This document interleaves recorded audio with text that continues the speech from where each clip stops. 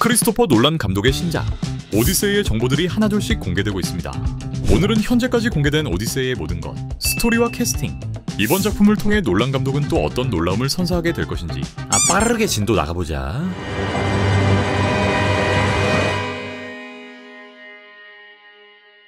이번 작품은 시인 호메로스의 그리스 서사시 오디세이아를 직접 실사화한 작품으로 아카데미 시상식에서 작품상 감독상을 안겨준 오펜하이머 이후 약 3년 만에 복귀하는 놀란 감독의 차기작이기도 합니다. 오디세이의 제작 타임라인부터 확인해보면 먼저 2024년 10월 9일 데드라인의 기사를 통해 크리스토퍼 놀란의 신작이 26년 7월 개봉할 예정이다 라는 보도기사가 띄워졌고 2025년 초에 촬영이 시작되며 인터스텔라와 오펜하이머를 통해 호흡을 맞춰왔던 배우 맷 데이먼이 주연으로 협상 중이라는 보도까지 이어집니다. 이후 톰 홀랜드와 젠데이아, 앤 해서웨이, 로버트 패틴슨, 샤를리즈 테론의 출연까지 확정되었고 전작인 오펜하이머에 이어 초호화 캐스팅으로 라인업이 꾸려지게 됩니다. 이 당시까지 작품의 제목은 발표되지 않았지만 12월 23일 오디세이라는 제목이 처음 발표되며 이번 작품은 호메로스 서사시인 오디세이아를 각색하여 트로이 전쟁 영웅인 오디세우스의 10년에 걸친 귀향 모험담, 이걸 신화적 액션 서사로 풀게 된다는 내용까지 공개됩니다. 자, 그렇다면 스토리를 살짝 알아야겠죠. 원작 오디세이아의 스토리를 아주 간단하게 풀어보자면 먼저 그리스 로마 신화에 등장하는 전쟁, 신들과 영웅들이 개입했던 트로이 전쟁의 이야기를 빼놓을 수 없는데 그리스군은 오디세우스의 제안으로 거대 목마 전략을 고안했고 목마를 성 안으로 끌고 들어온 그날 밤 큰 축제 이후 고주망태가 된 트로이 시민들, 이때 목마의 그리스 장병들이 나와 성문을 열고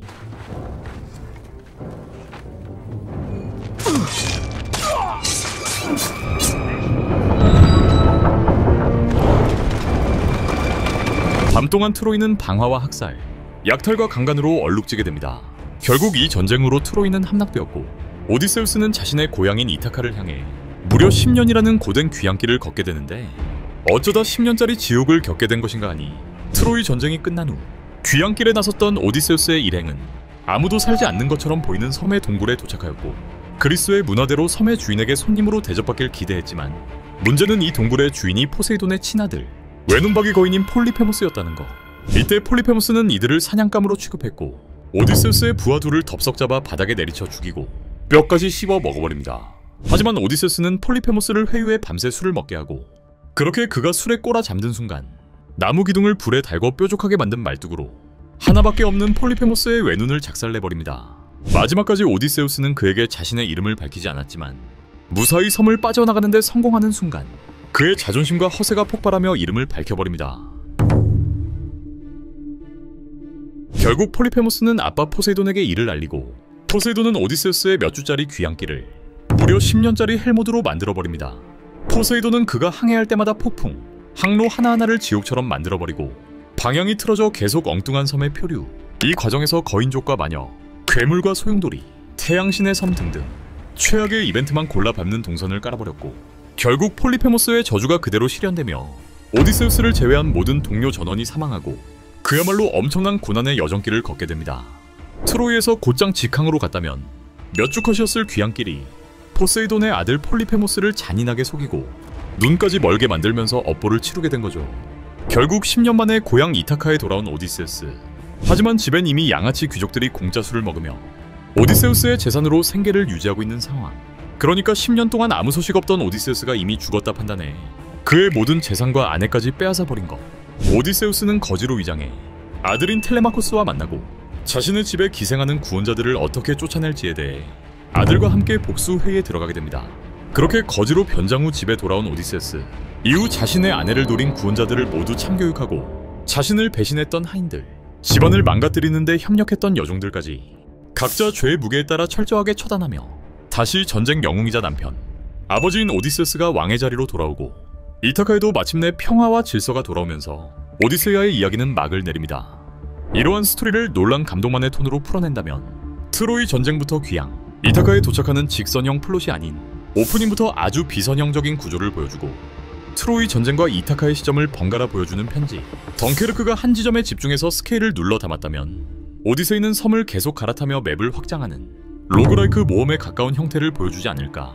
오디세이는 총 10년의 여정 중 약 2년을 바다 위에서만 보냈고 사이클롭스 섬에서 포세이돈의 아들 폴리페모스를, 아이올로스 섬에선 바람의 신 아이올로스를, 거인족의 항구 도시에선 거인 라이스트리곤을, 모든 부하들을 돼지로 만들어버린 키르케, 선원들을 유혹하는 인어, 6머리를 단 괴물 스킬라, 태양의 신 헬리오스, 7년 동안 붙잡혀있던 님프 여신 칼립소까지 정말 다양한 장소와 사건과 존재들을 비춰주기에 퍼즐식의 이야기를 전개하는 놀란 감독에겐 오히려 장점이 될 것이고 우리가 상상하지 못했던 연출들을 보여줄 수 있겠죠. 앞서 트럭을 전복하고 병원을 폭파했던 다크나이트,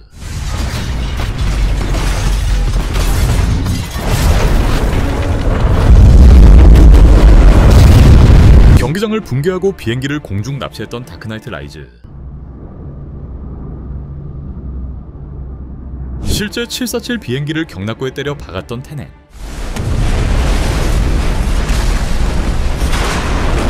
핵폭발을 CG 없이 재현한 오펜하이머 때처럼 논란 특유의 방식대로 트로이 목마는 1:1 스케일로 세우고 모래먼지 날리는 해변,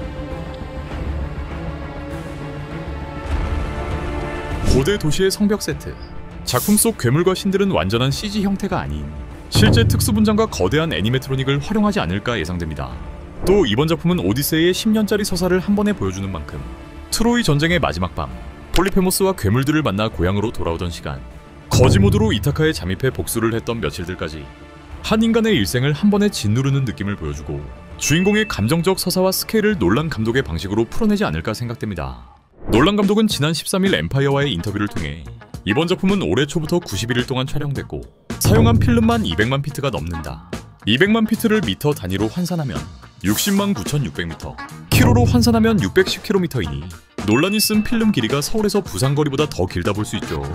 이번 작품은 모든 장면을 아이맥스 카메라로 촬영했으며 제작비는 약 2억 5천만 달러, 같은 그리스 신화를 소재로 했던 트로이의 제작비 1억 8,500만 달러의 기록을 갱신, 놀란 감독의 작품 중 역대 최대 제작비 기록까지 갱신하게 됩니다. 하지만 지난 2025년 7월 개봉 1년 전 아이맥스간 사전 예매로 이미 150만 달러의 수익을 얻었고 스튜디오 입장에선 제작비 2억 5천만 달러라는 숫자가 더 이상 위험한 도박이 아닌 전세계 관객들이 이미 놀란 작품의 체험을 준비하고 있는 흥행이 보장된 프리미엄 체험 상품에 가까운 개념이라 볼 수 있겠죠. 주인공 맷 데이먼은 2014년 인터스텔라, 2023년 오펜하이머에 이어서 세 번째로, 앤 해서웨이는 2012년 다크나이트 라이즈, 2014년 인터스텔라에 이어서 세 번째로 놀란 감독과의 협업이며 로버트 패틴슨과 히마시 파텔은 2020년 테넷에 이어 두 번째로 놀란 감독과의 협업을, 그 후에 존 번탈, 샤를리즈 테론, 엘리어 페이지, 미아 고스, 사만다 모턴, 존 레위자모, 루피타 뇽오, 베니 사프디 등이 출연합니다. 해서웨이는 오디세이의 아내인 페넬로페로, 미아 고스는 페넬로페의 측근 시녀장인 멜란토를, 톰 홀랜드는 그의 아들 텔레마코스, 젠데야는 지혜의 여신 아테나를, 로버트 패틴슨은 올림포스 신 헤르메스를, 샤를리즈 테론은 오디세우스의 부하들을 돼지로 만들어버린 키르케를, 존 번탈은 트로이 전쟁의 장군인 메넬라우스를 연기합니다. 논란은 왜 하필 오디세이냐라는 질문에 영화를 만드는 사람 입장에선 늘 아직 영화 안에 빈자리로 남아있는 것, 아무도 안 해본 걸 찾게 된다.